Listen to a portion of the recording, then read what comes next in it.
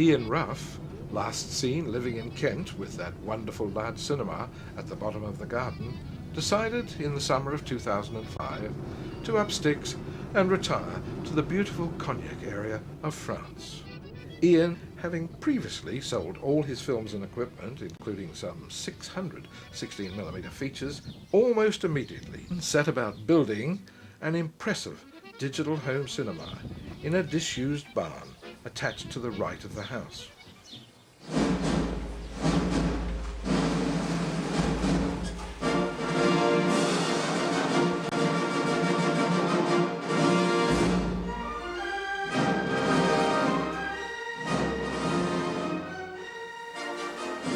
Right, this is it. This is my new cinema in southwest France. Moved here last year to retire. I built this from a dilapidated barn, just had a stone floor. It took me about 3 months, so I put a wooden floor in, good screen.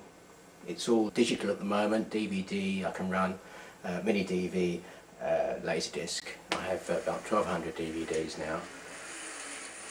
It's here, it's attached to the house, so you walk straight into it, whereas before I've had them at the bottom of the garden, having to go through the driving rain, which we don't see too much of that here anyway. Problem is, I've got sprocket holes in the blood, and I couldn't stop myself from buying a portable 35mm projector recently, and a Xenon ELF projector as well, and started to collect feature films on 16mm again. Having sold some 600 5 years ago and gone digital, I can't bear it. I have to have the sprocket holes back. So I've got a massive project to do in the next barn, which I'm starting on. It could take some time. Projection room will be out there. I've got to knock through a 2-foot stone wall for projection ports. It's about 40 foot long. Screen will be at the other end. That will be a CinemaScope screen 5 meters wide. Plenty of work to do here. Let me show you where the projection room will be. Started work on the ceiling there. That's where I'm going to have to cut the hole.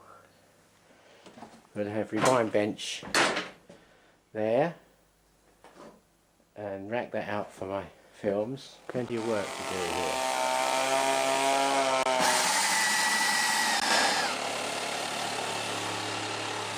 The construction of a cinema of this size in an old barn was an enormous undertaking, notwithstanding the additional burden of shooting video rushes for editing at the Sprocket Hole in London.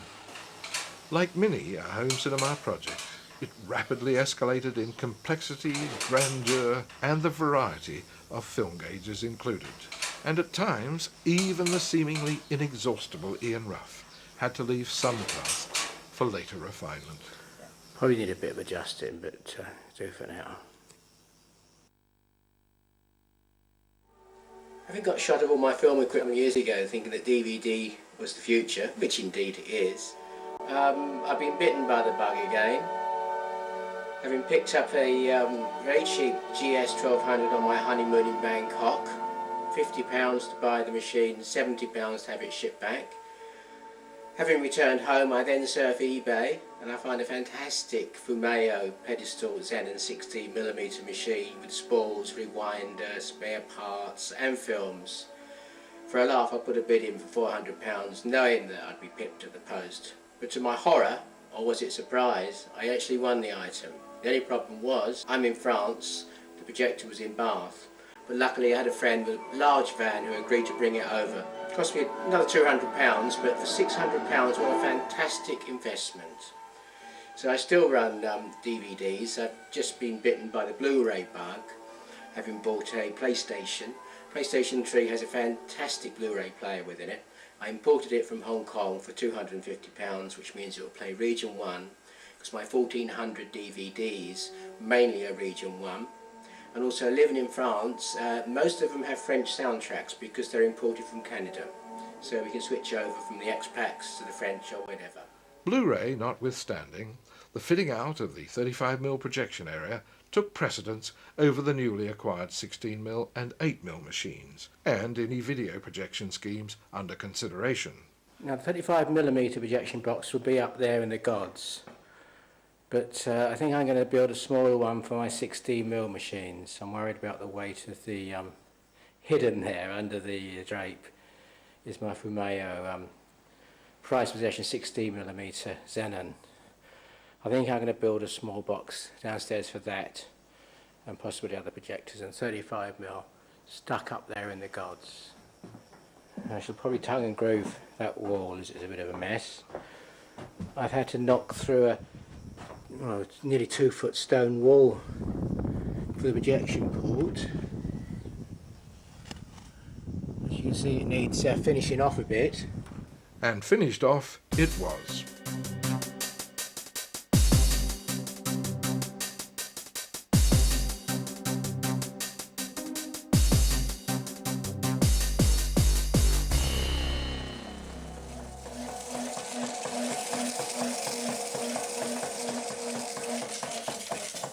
Ian's 35mm machine is the popular Zeiss Jena TK3556, uprated to a 250 watt halogen lamp. An upgrade to a 1000 watt xenon is planned, complete with a tower arrangement.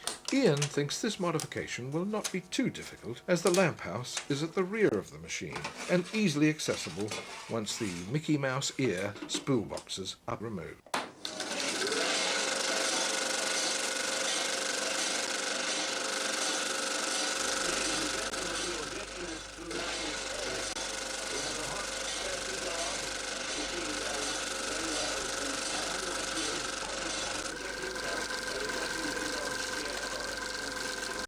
Ian's 35mm upgrade is a future project. More pressing was the construction of the 16mm projection box.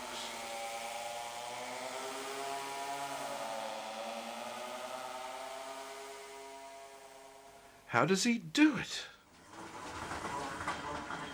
In the 16mm box, all features are spooled up onto 6,000 foot reels for future continuous projection.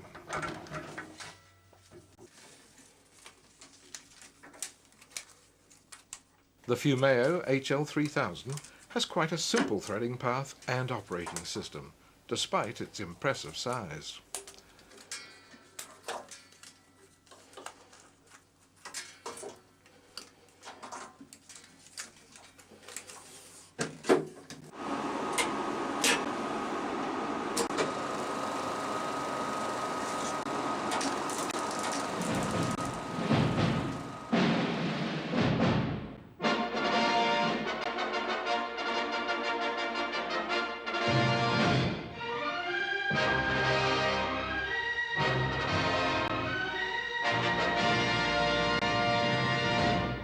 With the box complete and operating, Ian then set about purchasing suitable cinema seats via the internet. These seats I won on eBay France, €400 for 12, ex-Gaumont in northern France.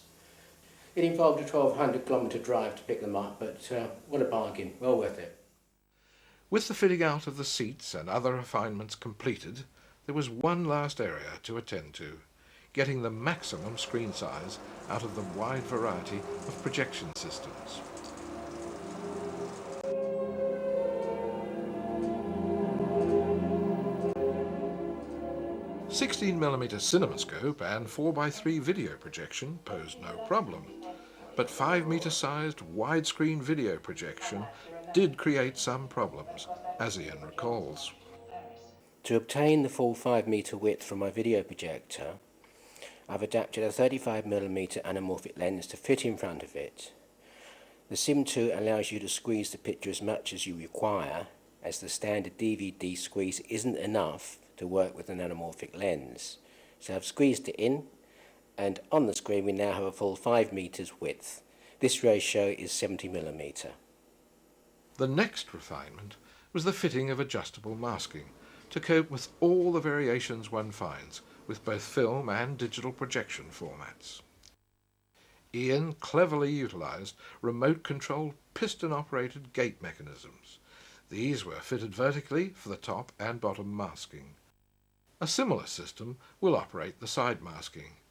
Just one last job to do.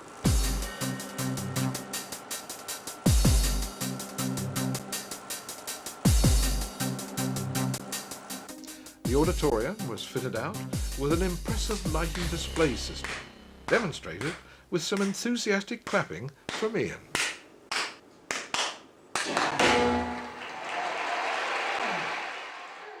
As if 2 cinemas were not enough, Ian also runs evening shows on 35mm and 16mm by the pool. And just to show that exit signs are not just on the way out, Ian takes us on a final tour of the work done on his 2-cinema complex. Screen 1. If you get bored with the movies in here, just walk through this door here, and then through here we have screen 2. Voila!